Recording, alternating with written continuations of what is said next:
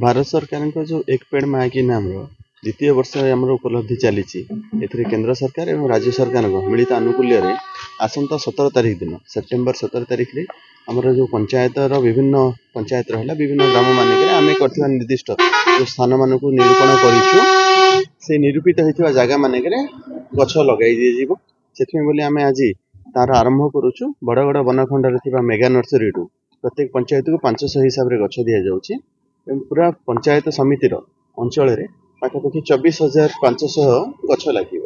तार आज प्राथमिक पर्यायर आज 6टा पंचायत को 500 हिसाब से विभिन्न फलंती गछ 9टी प्रकार फलंती गछ को चारा को आज पंचायत रे जोगे दि पंचायत रे रहिबो एवं तापई बोली हमर जो गात प्रस्तुत होईकी रही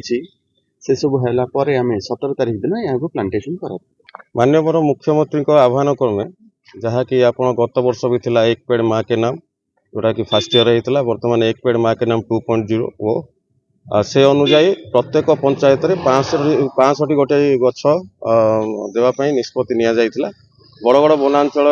12 गोटे पंचायत को ये चारा गुड़िक जोगाई दिज्व तो आज यार शुभारंभ होती शुभारंभ रेस्पेक्टेड सम्मान्य वीडियो महोदय एवं वरिष्ठ मान्यगण्य नेता माने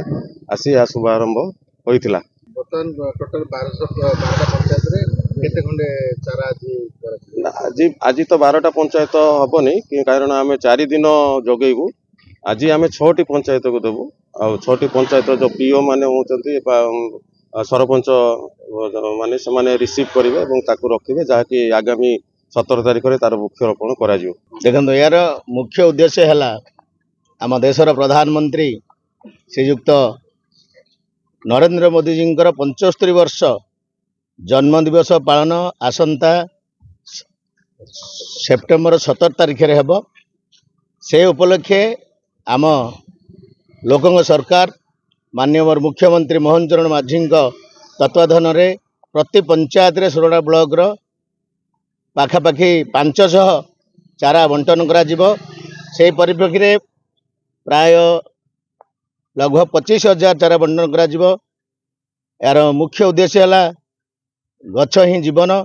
गछ रहिले आमे रहिबा यह बहुत ऐतिहासिक पदक्षेप ताकू शॉर्टकट रे कहिया गले मोदी जी वर्तमान माँ के नाम पर एक पेड़ 2.0 वर्तमान शुभारंभ होईची यह अत्यंत खुशी दिन आज।